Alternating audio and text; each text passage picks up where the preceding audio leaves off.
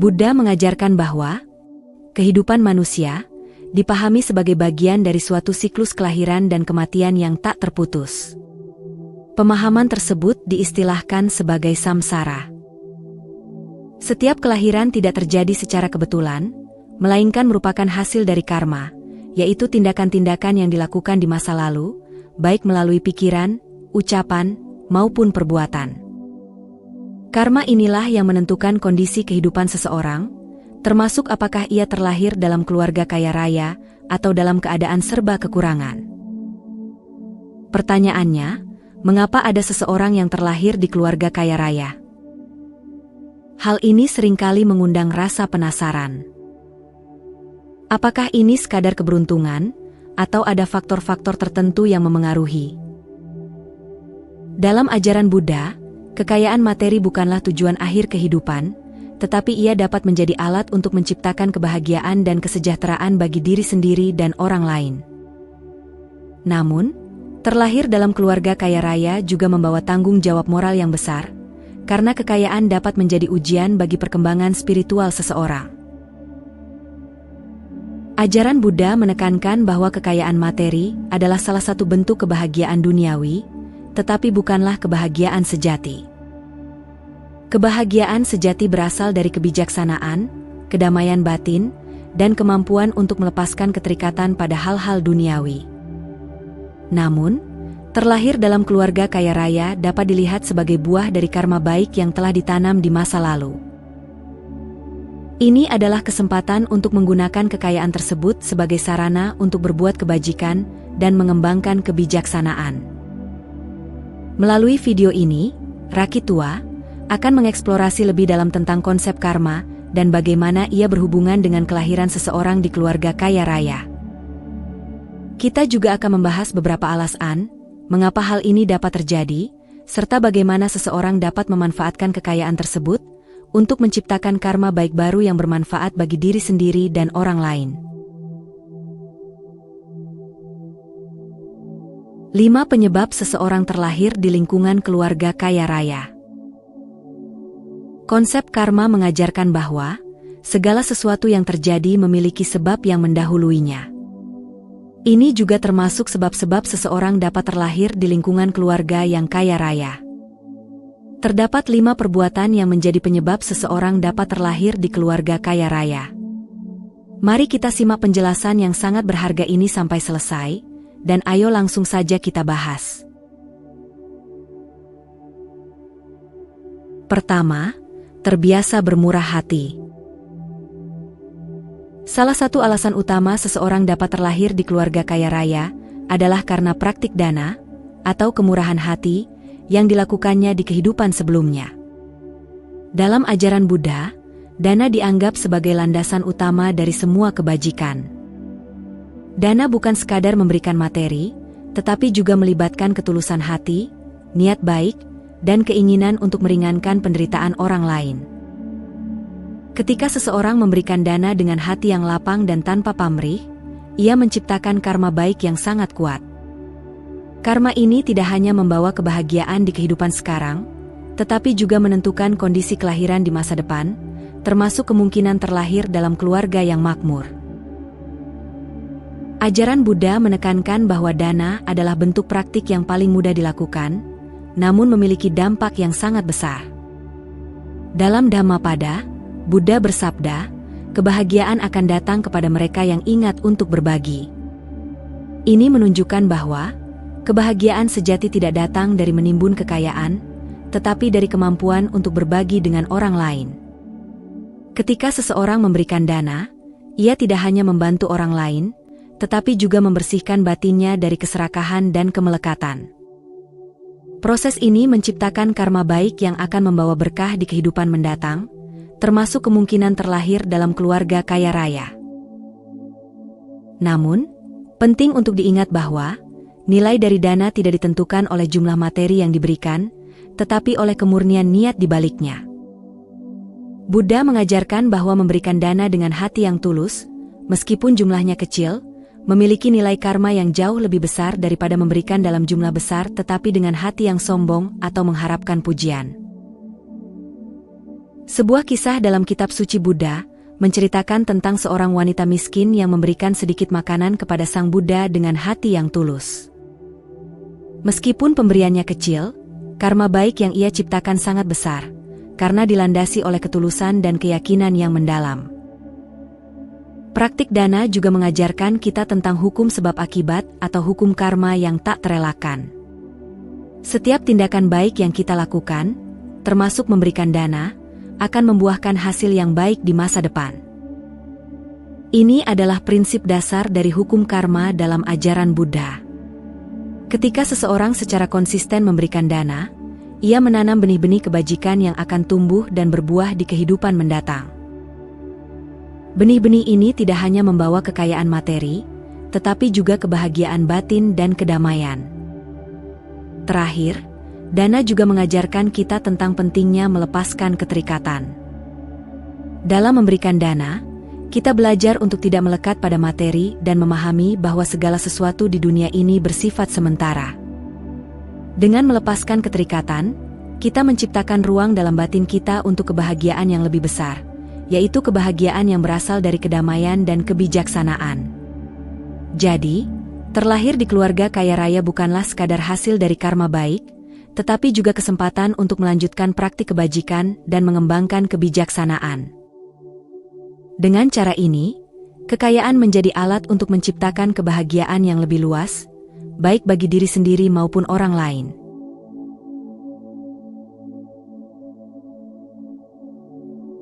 Kedua, terbiasa menghormati dan merawat orang tua. Hubungan harmonis dengan orang tua, terutama dalam bentuk bakti dan perawatan, adalah salah satu penyebab utama seseorang dapat terlahir di keluarga kaya raya. Dalam ajaran Buddha, orang tua dianggap sebagai Brahma pertama, karena peran mereka yang sangat mulia dalam memberikan kehidupan, membimbing, dan mengasuh anak-anaknya. Buddha mengajarkan bahwa menghormati dan merawat orang tua adalah kewajiban moral yang mendalam, karena mereka adalah orang pertama yang memberikan kita kasih sayang, perlindungan, dan pendidikan. Ketika seseorang menghormati dan merawat orang tuanya dengan tulus, ia menciptakan karma baik yang sangat kuat, yang dapat membawa berkah dalam kehidupan ini dan kehidupan mendatang. Merawat orang tua bukan hanya sekadar memenuhi kebutuhan fisik mereka, tetapi juga melibatkan perhatian, kasih sayang, dan penghargaan terhadap jasa-jasa mereka. Buddha mengajarkan bahwa orang tua adalah ladang kebajikan bagi anak-anaknya. Artinya, dengan merawat orang tua, seseorang menanam benih karma baik yang akan berbuah sebagai kebahagiaan dan kemakmuran di masa depan. Dalam kitab suci Buddha, terdapat banyak kisah yang menggambarkan betapa besarnya pahala dari berbakti kepada orang tua. Salah satunya adalah kisah tentang seorang anak yang merawat ibunya yang sakit dengan penuh dedikasi, dan sebagai hasilnya, ia terlahir di alam surga. Kisah ini mengajarkan kita bahwa karma baik dari berbakti kepada orang tua tidak hanya membawa kebahagiaan di dunia ini, tetapi juga menentukan kondisi kelahiran di masa depan. Menghormati orang tua juga mencerminkan sikap bersyukur, yang merupakan salah satu kualitas batin yang sangat dihargai dalam ajaran Buddha. Bersyukur kepada orang tua berarti menyadari dan menghargai segala pengorbanan yang telah mereka lakukan untuk kita. Sikap ini tidak hanya menciptakan harmoni dalam keluarga, tetapi juga membuka pintu bagi berkah-berkah kehidupan. Buddha mengajarkan bahwa rasa syukur adalah sumber kebahagiaan dan kemakmuran. Ketika seseorang hidup dengan penuh rasa syukur, ia menarik energi positif yang dapat memengaruhi kehidupannya, termasuk kemungkinan terlahir dalam keluarga yang kaya raya. Selain itu, merawat orang tua juga mengajarkan kita tentang pentingnya mengembangkan cinta kasih atau metta, dan belas kasih atau karuna. Cinta kasih dan belas kasih adalah dua kualitas batin yang sangat penting dalam ajaran Buddha. Ketika kita merawat orang tua dengan penuh kasih sayang, kita tidak hanya membantu mereka, tetapi juga melatih batin kita untuk menjadi lebih lembut, sabar, dan penuh pengertian. Kualitas-kualitas batin ini menciptakan karma baik yang akan membawa kebahagiaan dan kemakmuran dalam kehidupan kita, baik sekarang maupun di masa depan.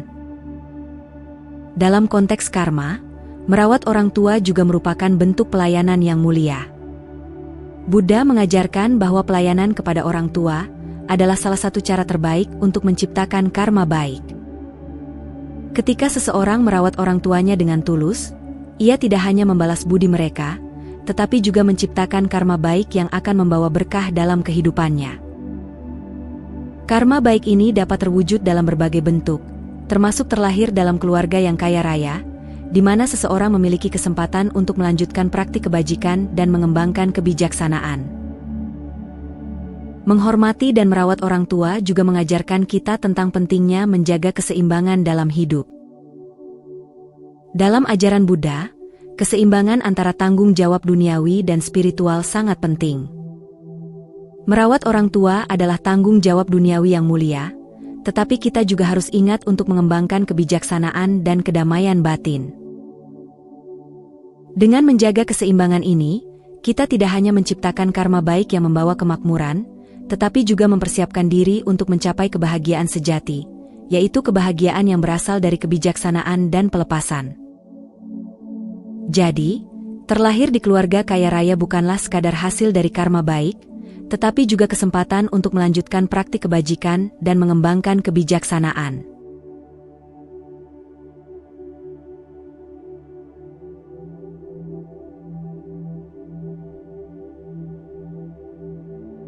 Ketiga, terbiasa menjalankan moralitas. Menjalankan sila, atau moralitas, adalah salah satu fondasi utama dalam ajaran Buddha yang memiliki pengaruh besar terhadap karma seseorang. Sila terdiri dari 5 latihan dasar, yaitu tidak membunuh, tidak mencuri, tidak berbohong, tidak melakukan perbuatan asusila, dan tidak mengonsumsi zat yang memabukkan. Dengan menjaga sila, seseorang tidak hanya menghindari perbuatan yang merugikan diri sendiri dan orang lain, tetapi juga menciptakan karma baik yang membawa kedamaian, keharmonisan, dan kemakmuran dalam hidupnya. Terlahir di keluarga kaya raya dapat menjadi hasil dari kehidupan sebelumnya di mana seseorang secara konsisten menjalankan sila dengan penuh kesadaran dan integritas. Sila adalah cerminan dari kemurnian batin dan kedisiplinan diri. Ketika seseorang hidup sesuai dengan sila, ia menciptakan energi positif yang memengaruhi lingkungan sekitarnya. Buddha mengajarkan bahwa moralitas adalah akar dari segala kebajikan. Dengan menjaga sila, seseorang membangun fondasi yang kuat bagi kehidupan yang penuh berkah. Karma baik yang dihasilkan dari menjalankan sila tidak hanya membawa kebahagiaan di dunia ini, tetapi juga menentukan kondisi kelahiran di masa depan, termasuk kemungkinan terlahir dalam keluarga yang kaya raya dan harmonis. Menjalankan sila juga mengajarkan kita tentang pentingnya menghormati hak dan kebahagiaan orang lain. Ketika seseorang tidak membunuh, tidak mencuri, dan tidak berbohong, ia menunjukkan rasa hormat terhadap kehidupan dan hak milik orang lain. Sikap ini menciptakan karma baik yang mendalam, karena ia berkontribusi pada keharmonisan dan keadilan dalam masyarakat.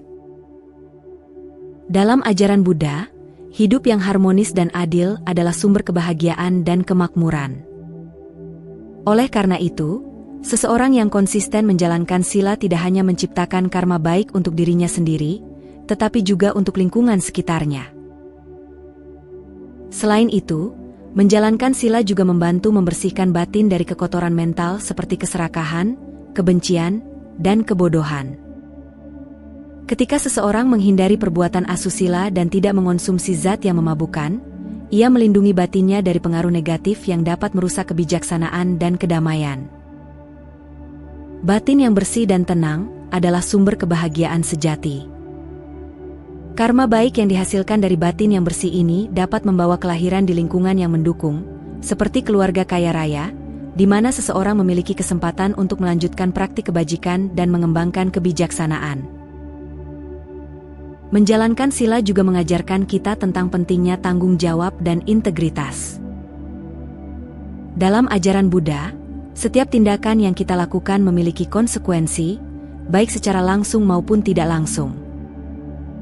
Dengan menjaga sila, Seseorang mengambil tanggung jawab atas tindakannya dan memastikan bahwa ia tidak menciptakan penderitaan bagi diri sendiri maupun orang lain.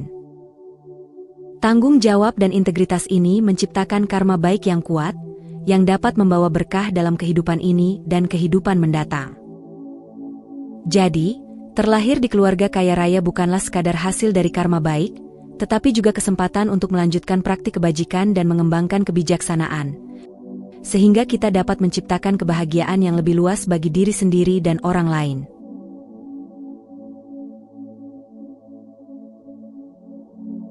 Keempat, terbiasa mengembangkan kebijaksanaan dan pengetahuan.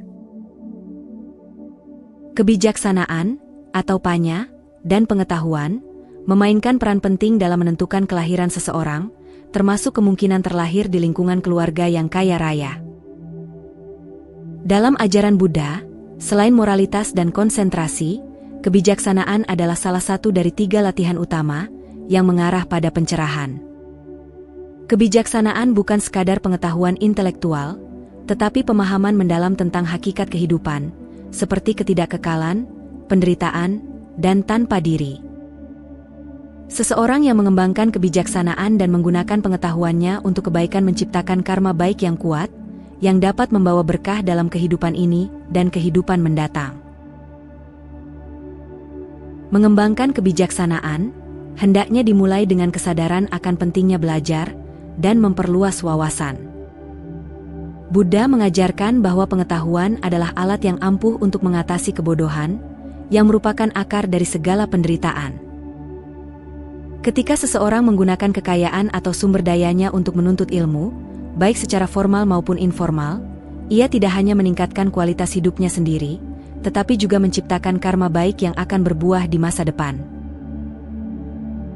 Misalnya, seseorang yang mendukung pendidikan orang lain, seperti membiayai sekolah atau berbagi pengetahuan, menciptakan karma baik yang dapat membawa kelahiran di keluarga yang terpelajar dan makmur. Kebijaksanaan juga mengajarkan kita untuk menggunakan kekayaan dengan bijaksana. Dalam ajaran Buddha, kekayaan bukanlah tujuan akhir, tetapi alat untuk menciptakan kebahagiaan dan kesejahteraan. Seseorang yang bijaksana akan menggunakan kekayaannya untuk hal-hal yang bermanfaat, seperti mendukung kegiatan sosial, membangun fasilitas umum, atau membantu mereka yang membutuhkan. Tindakan ini tidak hanya menciptakan karma baik, tetapi juga memperkuat ikatan sosial dan menciptakan lingkungan yang harmonis. Karma baik ini dapat membawa kelahiran di keluarga yang kaya raya, di mana seseorang memiliki kesempatan untuk melanjutkan praktik kebajikan dan mengembangkan kebijaksanaan lebih lanjut. Selain itu, kebijaksanaan juga membantu kita memahami hukum karma dengan lebih mendalam. Buddha mengajarkan bahwa setiap tindakan, pikiran, dan ucapan memiliki konsekuensi. Dengan mengembangkan kebijaksanaan, seseorang menjadi lebih sadar akan tindakannya dan memastikan bahwa ia menciptakan karma baik yang akan membawa kebahagiaan di masa depan. Misalnya, seseorang yang bijaksana akan menghindari tindakan serakah atau merugikan orang lain, karena ia memahami bahwa tindakan tersebut akan membawa penderitaan di masa depan. Sebaliknya, ia akan fokus pada tindakan yang membawa manfaat bagi diri sendiri dan orang lain, sehingga menciptakan karma baik yang kuat. Kebijaksanaan mengajarkan kita tentang pentingnya keseimbangan antara kehidupan materi dan spiritual. Dalam ajaran Buddha, kekayaan materi adalah salah satu bentuk kebahagiaan duniawi, tetapi kebahagiaan sejati berasal dari kedamaian batin dan kebijaksanaan. Seseorang yang mengembangkan kebijaksanaan tidak hanya mengejar kekayaan materi, tetapi juga menggunakan kekayaannya untuk mendukung perkembangan spiritual, seperti berdana, bermeditasi, atau mempelajari Dhamma. Keseimbangan ini menciptakan karma baik yang tidak hanya membawa kelahiran di keluarga kaya raya, tetapi juga kesempatan untuk mencapai kebahagiaan sejati. Dengan demikian, kebijaksanaan bukan hanya membawa manfaat di dunia ini, tetapi juga menjadi bekal berharga untuk kehidupan-kehidupan mendatang.